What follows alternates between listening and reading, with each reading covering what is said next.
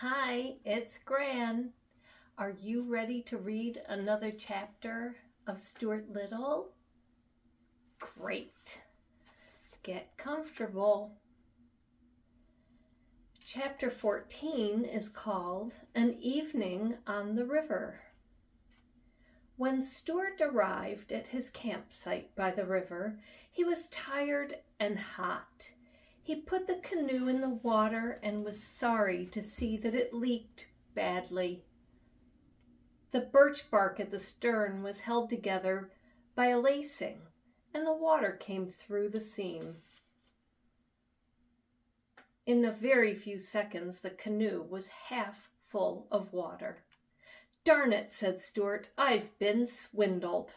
He had paid 76 cents for a genuine Indian birch bark canoe, only to find that it leaked. "Darn, darn, darn," he muttered. Then he bailed out his canoe and hauled it up on the beach for repairs. He knew he couldn't take Harriet out in a leaky boat. She wouldn't like it. Tired though he was, he climbed a spruce tree and found some spruce gum. With this, he plugged the seam and stopped the leak. Even so, the canoe turned out to be a cranky little craft. If Stuart had not had plenty of experience on the water, he would have got into serious trouble with it. It was a tippy boat even for a souvenir.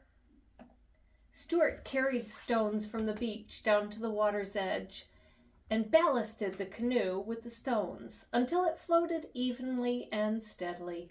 He made a backrest so that Harriet would be able to lean back and trail her fingers in the water if she wished. He also made a pillow by tying one of his clean handkerchiefs around some moss. Then he went for a paddle to practice his stroke. He was angry that he didn't have anything better than a paper spoon for a paddle, but he decided that there was nothing he could do about it. He wondered whether Harriet would notice that his paddle was really just an ice cream spoon. All that afternoon, Stuart worked on the canoe, adjusting ballast, filling seams, and getting everything ship-shape for the morrow. He could think of nothing else but his date with Harriet. At supper time, he took his axe, felled a dandelion, opened a can of deviled ham, and had a light supper of ham and dandelion milk. After supper, he propped himself up against a fern, bit off some spruce gum for a chew, and lay there on the bank, dreaming and chewing gum. In his imagination, he went over every detail of tomorrow's trip with Harriet. With his eyes shut, he seemed to see the whole occasion plainly. How she would look when she came down the path to the water, how calm and peaceful the river was going to be in the twilight, how graceful the canoe would seem drawn up on the shore. In imagination, he lived every minute of their evening together. They would paddle to a large water lily pad upstream, and he would invite Harriet to step out on the pad and sit a while. Stuart planned to wear his swimming trunks under his clothes so that he could dive off the lily pad into the cool stream. He would swim the crawl stroke, up and down and all around the lily pad, while Harriet watched, admiring his ability as a swimmer. Stuart chewed the spruce gum very rapidly as he thought about this part of the episode. Suddenly, Stuart opened his eyes and sat up. He thought about the letter he had sent, and he wondered whether it had ever been delivered. It was an unusually small letter, of course, and might have gone unnoticed in the letter box. This idea filled him with fears and worries, but soon he let his thoughts return to the river, and as he lay there, a whippoorwill began to sing on the opposite shore. Darkness spread over the land, and Stuart dropped off to sleep. The next day dawned cloudy. Stuart had to go up to the village to have the oil changed in his car, so he hid the canoe under some leaves, tied it firmly to a stone and went off on his errand, still thinking about Harriet and wishing it were a nicer day. The sky looked rainy. Stuart returned from the village with a headache, but he hoped that it would be better before 5 o'clock. He felt rather nervous, as he had never taken a girl canoeing before. He spent the afternoon lying around camp, trying on different shirts to see which looked best on him, and combing his whiskers. He would no sooner get a clean shirt on him than he would discover that it was wet under the arms from nervous perspiration, and he would have to change it for a dry one. He put on a clean shirt at 2 o'clock, and another at 3 o'clock, and another at 4:15. This took up most of the afternoon. As 5 o'clock drew near, Stuart grew more and more nervous.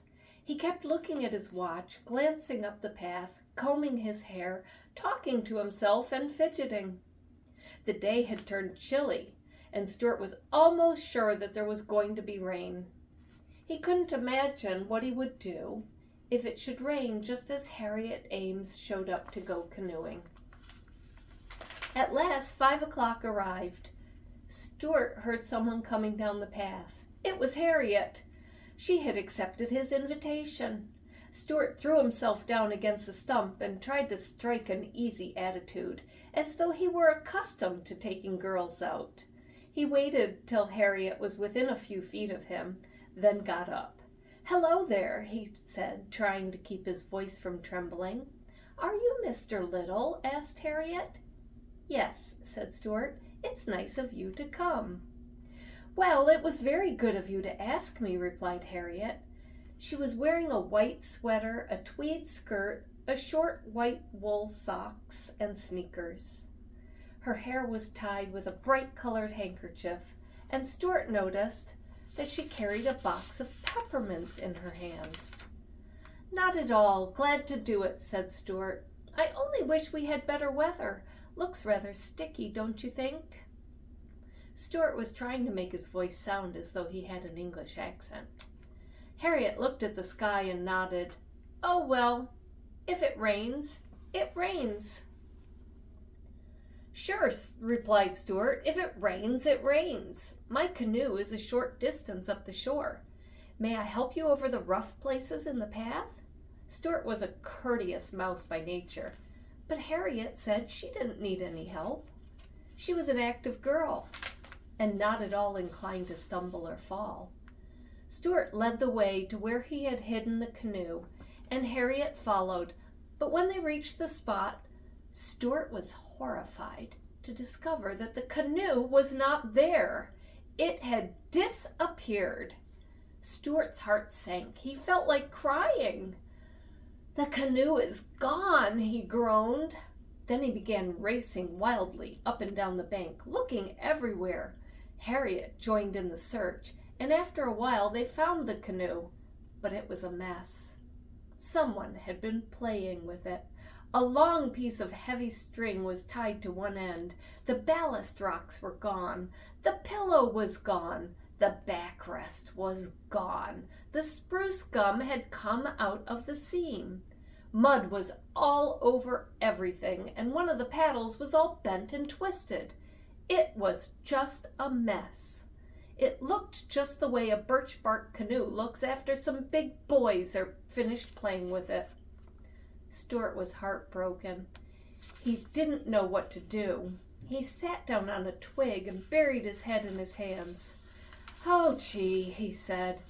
"Oh, gee whiz." "What's the trouble?" asked Harriet.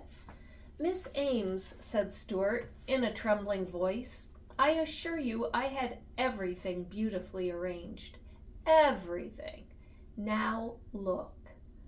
Harriet was for fixing up the canoe up and going out on the river anyway, but Stuart couldn't stand that idea. "It's no use," he said bitterly. "It wouldn't be the same." "The same as what?" asked Harriet. "The same as the way it was going to be when I was thinking about it yesterday. I'm afraid a woman can't understand these things. Look at that string. It's tied on so tight I could never get it off. Well, suggested Harriet, couldn't we just let it hang over the water and trail along after us?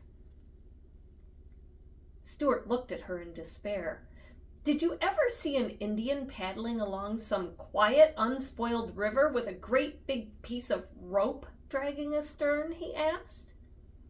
We could pretend we were fishing, said Harriet, who didn't realize that some people are fussy about boats. I don't want to pretend I'm fishing, cried Stuart desperately. Besides, look at that mud. Look at it. He was screaming now. Harriet sat down on the twig beside Stuart. She offered him a peppermint, but he shook his head. Well, she said, it's starting to rain, and I guess I'd better be running along if you're not going to take me paddling in your canoe. I don't see why you have to sit here and sulk. Would you like to come up to my house? After dinner, you could take me to the dance at the country club. It might cheer you up. No, thank you, replied Stuart. I don't know how to dance. Besides, I plan to make an early start in the morning. I'll probably be on the road at daybreak. Are you going to sleep out in all this rain? Asked Harriet. Certainly, said Stuart. I'll crawl in under the canoe. Harriet shrugged her shoulders. Well, she said, goodbye, Mr. Little. Goodbye, Miss Ames, said Stuart. I'm sorry our evening on the river had to end like this. So am I, said Harriet, as she walked away along the wet path toward Tracy's Lane, leaving Stuart alone with his broken dreams and damaged canoe. Did you enjoy chapter 14 of Stuart Little? Great.